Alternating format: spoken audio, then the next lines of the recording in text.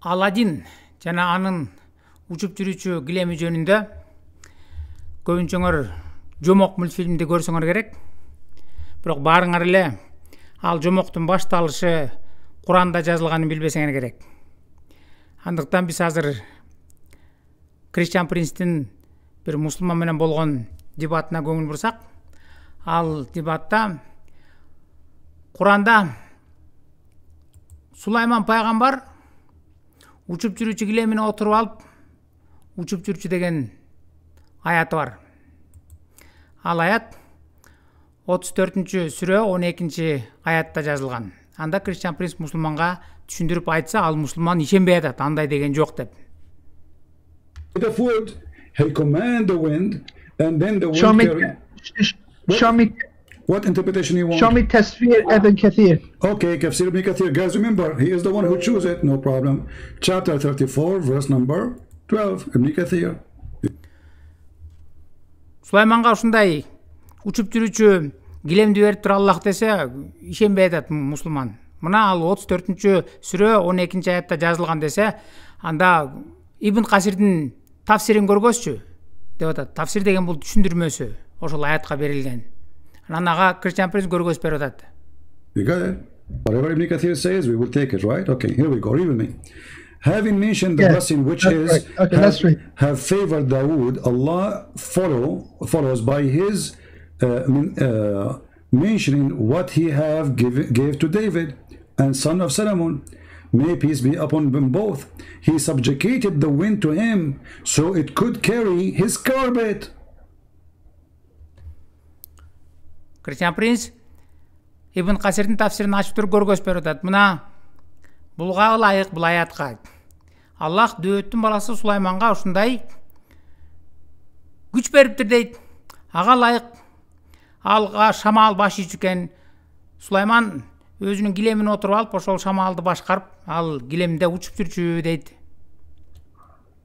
Do you see it?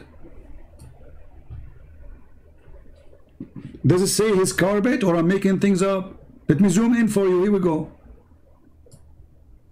Мына мен сага жакында тута берейин. Мына карап көргөнүң өзүң оку. Бул жерде жазылып турабы? Килемге отуруп алып учуп жүрчү деп. Же мен сени алдап атамбы? When I said the flying carpet, you said don't make fun. You are exaggerating. You are lying. Мен учуп жүрүүчү килем жөнүндө жазылган Куранда Сулаймандык ушундай бар болчу десем, антип апыртпа, ал деген калп деп аттың эле. So the flying carpet, and you are the one who says you made Islam like Alibaba, Sinbad. Анан өзүң айттың эле, ой сен антип сен Куранды, Исламды Алибаба, Синбад жөнүндө жомокторго айлантып атасың деп. Exactly, it is Sinbad. Мына чынында эле бул Симба, Алибаба, жомок да бул. This is Ibn Kathir. You are the This one who is asked. the first time I'm reading it. My friend, you are the one who asked me to go to Ibn Kathir. It's not even my choice, correct? Isn't it you who said to me go to Ibn Kathir? Yeah. Okay, this is Ibn Kathir. Let me give you the link. Yeah, Here we go. I will that's give you. right. I will give you the link. Here we go. So this is Ibn Kathir, and by the way, Ibn Kathir in English is way nicer than Ibn Kathir in Arabic.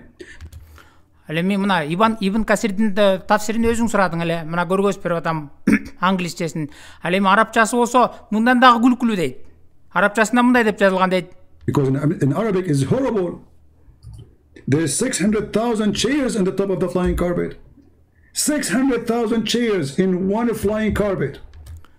Арабчасында болсо, ошол Сулаймандын учуп жүрүүчү килеминин 600.000 посадочный местосы бар болчу дейт. 600.000 киши отургудай отургуч бар экен. Ошо килемдин үстүндө. Андан тышкары аттары, аскерлери, бир ай жол жүрчү экен, бир ай жол жүргөндө жечүү тамак ашы бүт баарын салып алып, ошол килемдин үстүндө учуп жүрчү дейт Сулайман. Oh, this is first time I'm reading. So what do you think? You should leave Islam right now because you are the.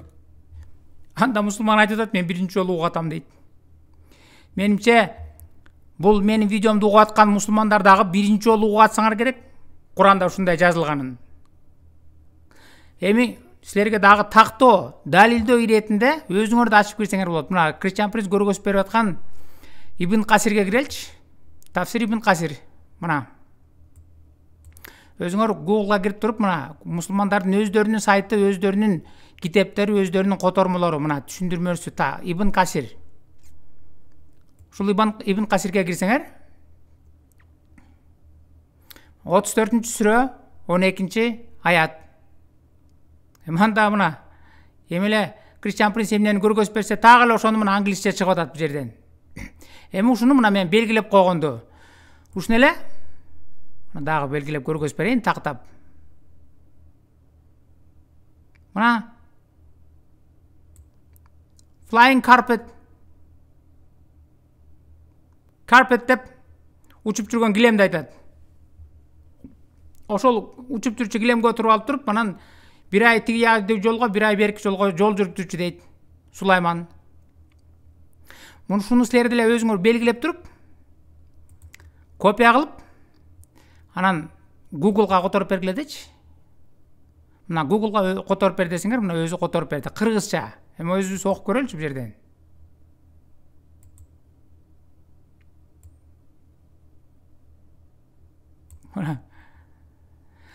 Алла Таала Дауттун уулу Сулайманга Алланын тынчтыгы жана саламы болсун берген жакшылыктарын эскерет.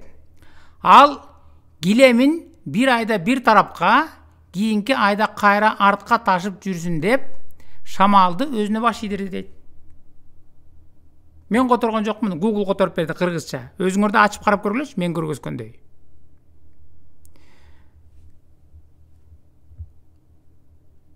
Буга кичинекей балдар муну Алладин жөнүндө мультфильм көрүп атса, муну балдар дейсиңер. Бирок муну чоң кишилерге жазган. Жанагыл Куран китебинде Сулайман ушундай, Сулаймандын момунда учуп жүрүүчү килеми бар экен. Анда бул жалгыз өзү эле отуруп, Алладин жалгыз өзү эле учуп атпайбы? А Сулаймандыкы болсо 600 000 посадочный местосы бар экен. Андан чыкары ат, жылкы, малы, аскери, тамак ашын бүт барын салып алып, анан бир ай жол жүрчү экен. Бир ай. Кайра бир ай бияка артка учуп жүрчү экен. Бул Алладиндин симваттар жөнүндө жомок да, жөө жомок. Мухаммед ойлоп тапкан. Кичинекей балдар моундай бир мультфильмди көрүп ишенип атса мейли.